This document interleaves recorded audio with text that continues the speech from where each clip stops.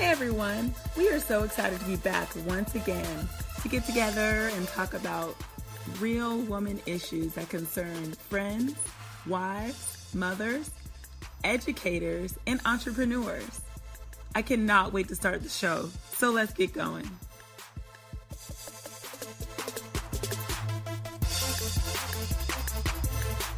We're back, and I wanted to talk about an article that I found that it's an article written by Toria Sheffield, and the title of the article is 9 Signs You Don't Have Quality Friendships and How to Fix the Problem. And I mean, I hate to start. Friend fix. Yeah, it's like a friend, like it clearly is friend fix. Right. So I kind of wanted to dive into some of these and like spread it out through a couple of episodes. Sounds like a plan. Okay, cool. So what I'm going to do is read maybe 3 of them today, and then, we'll work our way through them. But if this is, I just want to, what is the disclaimer that we want to give them? This does not apply to all friends.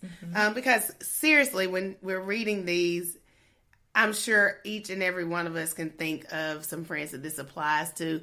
But, these are just some of the warning signs. This means if these things are happening the majority of the time or all the time. Or if you agree with all 9 of the topics. Right. Then that may be like something, or there's a certain percentage. We'll decide what percentage of the 9. If that's the case, then maybe it might be some fixing that needs to happen. I think what's going to happen is you can read it and then I'll play devil's advocate. Okay. Really? What do you mean? Okay. So I'll read it. You play devil's advocate, but I will definitely be supporting some of these things. I think I agree with all of them. Okay. Okay. So number 1 is that you are always doing the initiation. Ugh. Oh, go ahead. I thought you were going to give a little bit. So I recently have gone through this thing where I was in this place with a friend of mine, and I literally said to my husband, I was like, maybe the time has come. Maybe it's just that we've grown apart. Maybe this friendship doesn't need to exist anymore. And this is a really close friend. Oh. So it hurt my heart to say that. But I understand, people grow apart. So I was willing to accept that. And then I was like, I haven't even talked to her all summer. And this is a friend that every summer is on the calendar. We're going to get together, hang out at least 3 times out of the summer. Okay. Nope. We didn't do that. Okay. We didn't even talk on the phone all summer. So I was just like, all right, shut it down. I get it. Okay. It happens. But when I finally talked to her, because I was getting my feelings, I was like, she never reaches out. I'm always the one who initiates the phone calls. And when I reached out to her, she has been going through so much. So did you feel guilty? Nope. I was glad that I did finally reach out. Because the thing is, you never know what somebody's going through. Right. That's why I said I'm going to play the devil's advocate. Maybe not on all of them, but that one. Right. And with this one, I've been guilty of both. I don't know that I'm always initiating, but I'm always ready to respond. So, if someone says, hey, do you want to go to this thing with me? I'm like, yes, I'll do it. I'm not like, no, I got this and I got that and no. So to me, I feel like for that is a response to I'm going to make it my best effort to meet you or to hang out or to do something. You do a great job of that. And I may not always invite you to do something because maybe it's not on the front of my mind, but if you reach out to Halloween me, Circle Day. Oh hush. But if you reach out to me and I will try to do with whatever it is in my power to meet you or to reciprocate. But that is so true because it does become super frustrating. When it's let me know when you're free. Oh gosh, it turns into that if you've said no that many times. So that's kind of the place that I had gotten to with that friend in particular. I was just like, clearly, it doesn't mean anything to when you. When it's a priority to you, then we'll get together. Exactly. So, I think that can be... I understand that. Yeah. So, if you're on one end of it or the other, I think you could probably benefit from recognizing that some people are always reaching out, and how many times are you saying no in a row? Exactly, in a row. Reflect. Because you how might many move times out have you the said friend circle if you are saying no all the time. that is so true. I like it. Okay, the second one. You feel like your friendship is an emotional roller coaster. Oh, I'm going to let you start. So if you have to prep yourself before you actually get together with that friend, Jesus. You have to evaluate, like, and not you guys know, but you know that I'm all about like positive vibes and like things that are good for the soul and just the positive energy around me. Yeah. And I feel like if I have to really go into a place of like self-preservation before I get to you, that's a difficult friend to have. It is. I can't even devil's advocate that. And I can't. I wonder if I've been that. I think when I was having a lot of issues with my marriage and I had that one friend, I had to check myself about what I was always talking to them about. Yeah. You know, even when you're going through something, like, do you really want to keep dumping all of that? And it's a double-edged sword because you do need that person that will listen to you and knows everything, but at the same time, like, how much of their energy are you taking by dumping on them? If they're happy, if they're sad, if there's someone who's like, you never know what mood they're going to be in. So then you have to prep yourself for like whatever. Like, I know before I came here, I was like, I am pissed. But you knew that, okay, if she's saying that now, eventually when she gets there, it'll be okay. Right. It wasn't, well, I'm going to say that I went, oh Lord, we can't go through, because a lot of times we had these real life friend fixes where we had to fix each other. And I was like, oh no, not this today. So I did immediately. I just, called and checked on you just to make sure everything was okay. Because I didn't want you to be in a, but that's not every time. It's not oh like, God, here she comes. Let me get my mind right. Let me pour this glass of wine so that I could be ready. If you feel like you have to brace yourself for an encounter with a friend, think about what that's doing to your mental and emotional state. And it is. And your physical too. Yeah, it is. And again, these are reflective on both sides. Yeah. It's so funny. Are your friends doing this to you, or are you doing this to your friends? Absolutely. So, Absolutely. Yeah, don't bring the drama. Okay, and the third one is your friend only reaches out when they need something. I can't even talk because I know I've been guilty of that. Really? Meaning it might be like, okay, I'm going to use Felicia for an example. Okay. We're super close though, so Felicia knows. Right. Mm-hmm. And I mean, she's been around since I was 15. Right. She is still one of my mentors, and she, has mentored me through a lot of different things in my life. Mm-hmm.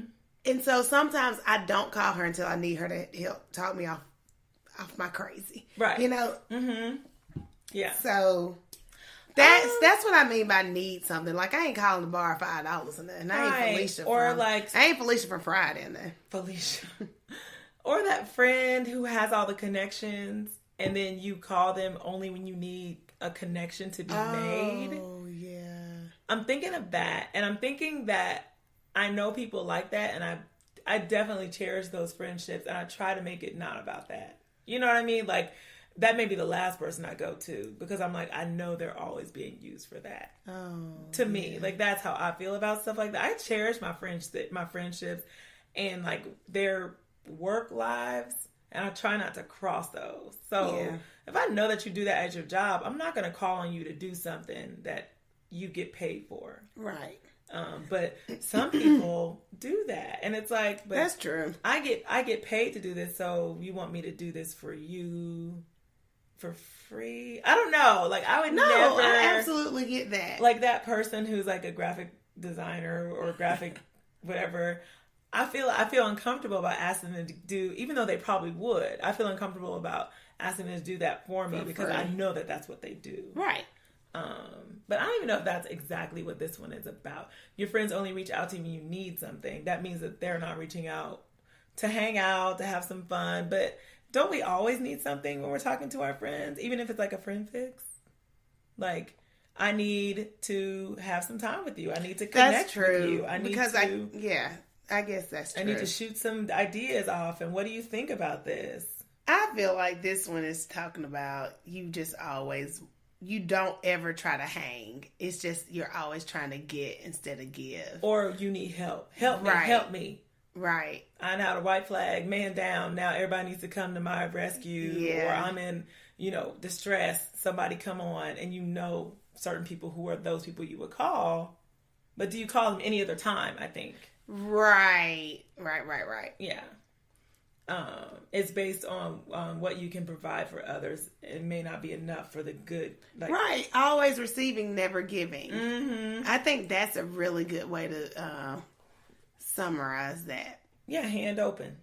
Yep. Ready to receive. Always. That is actually a really good one. Okay, so those were our first three. As you can tell, we're going to do this bit by bit because it could be too heavy. And I feel like I want for everybody to have good friends.